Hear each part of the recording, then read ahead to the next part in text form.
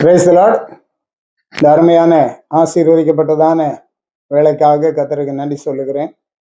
இந்த அதிகாலையில் ஜீவனுள்ள தேவனை நோக்கி பார்க்கும்படியான கிருபைகளை கர்த்தர் நம் ஒவ்வொருவருடைய வாழ்க்கையிலும் தந்து நடத்துகிறதை எண்ணி ஆண்டவரை அதிகமாக ஸ்தோத்திரிக்கிறேன்.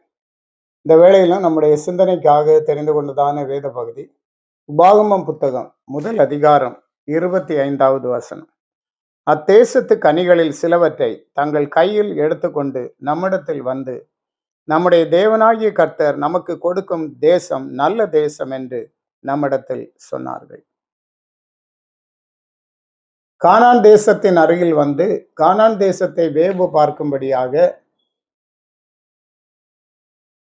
கோத்திரத்துக்கு ஒருவராக ஜனங்கள் அனுப்பப்பட்டார்கள். அவர்கள் அங்கு போய் அந்த தேசத்து கனிகளில் சிலவற்றை எடுத்து வந்தார்கள் என்று பார்க்க. அந்த தேசத்து கனிகள் ரொம்ப விசேஷமானவைகள். ஒரு திராட்சை குலையை ஒரு பெரிய கம்பில் கட்டி 2 பேர் தோளில் வைத்து சுமந்து வந்தார்கள். அப்படியானால் அந்த தேசத்தின் கனிகள் எப்படி என்று எண்ணி பாருங்கள். அவ்வளவு விசேஷமான தேசமாக காணப்பட்டது. அது பாலும் தேனும் ஓடுகிற தேசம் என்று ஆண்டவரே சொன்னார் என்று பார்க்கிறோம்.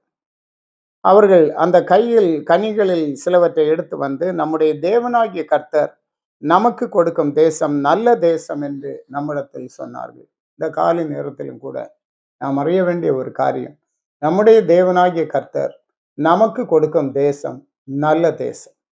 இப்ப தேவன் நன்மையானதை தருகிறவர், நலமானதை செய்கிறவர்.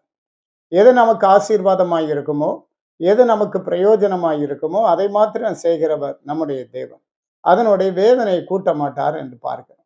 ஆகவே கர்த்தர் நமக்கு தருகிற ஆசீர்வாதங்கள், கர்த்தர் நமக்கு தருகிற ஆவிக்குரிய அனுபவங்கள், கர்த்தர் நமக்கு தருகிற தேசம் நல்ல தேசம் என்கிறதை அறிந்து தேவனுக்கு நாம் நன்றி சொல்லுவோமாக.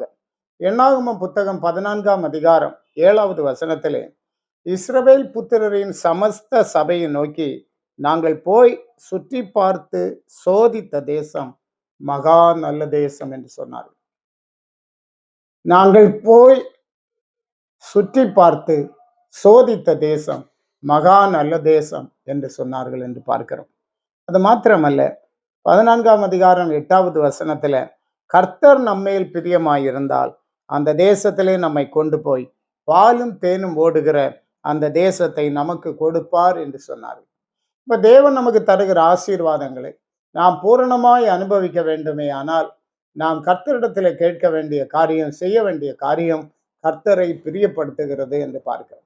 நம்முடைய விசுவாச வாழ்க்கை எப்போதும் தேவனை பிரியப்படுத்துகிறதாய் அமையும்படியாக நாம் எப்போதும் பார்த்து கொள்ளுகிறவர்களாக இருக்க வேண்டும். நான் செய்கிற இந்த காரியம் கர்த்தருக்கு பிரியம்தானா, நான் நினைக்கிற இந்த எண்ணம் ஆண்டவருக்கு பிரியமானது தானா என்கிறதை எப்போதும் சோதித்து அவருக்கு பிரியமாய் நாம் நடக்கும்போது ஆண்டவர் அந்த நல்ல தேசத்திலே நம்மை நீடித்து நிலைக்க பண்ணுகிற கர்த்தராக இருக்கிறார். நம்முடைய தேவனாகிய கர்த்தர் நமக்கு கொடுக்கும் தேசம் நல்ல தேசம் என்று நம்மிடத்திலே சொன்னார்கள். அன்பான தேவ பிள்ளைகளே, கர்த்தர் உங்களை ஒரு ஆவிக்குரிய தேசத்துல, ஒரு ஆவிக்குரிய அனுபவத்துல வைத்திருக்கிறார். இது நல்ல தேசம் என்கிறத கர்த்தருடைய பிள்ளைகளாகிய நாம் அறிந்து ஆண்டவருக்கு நன்றி சொல்லி விசுவாசத்துல பலப்படுத்தி ஆண்டவரை சந்திப்பதற்கு ஆயத்தப்படுவோம். கர்த்தர் உங்களோட கூட இருப்பாராக. ஆமென். ஜெபிப்போம். வானத்தையும் பூமியை உண்டாக்கின எங்கள் நல்ல ஆண்டவரை நாங்கள் துதிக்கிறோம். உடைய பிள்ளைகளை நீர் அதிகமாய் ஆசீர்வதித்து அற்புதமாய் வளர்த்தி வருகிற தேவனாய் இருக்கிறேன். நல்ல தேசத்துல, நல்ல ஆவிக்குரிய தேசத்துல, நல்ல ஆவிக்குரிய அனுபவங்கள்ல ஆண்டவர் உடைய பிள்ளைகளை பிரவேசிக்க பண்ணி அற்புதமாய் நடத்தி வருகிறேன். இந்த நாட்கள் அதற்கு நன்றி சொல்லி விசுவாசத்துல பலத்திருக்க கிருபை தார்.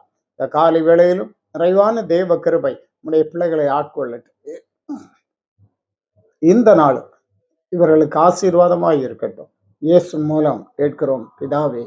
ஆமென். ஆமென். God bless you.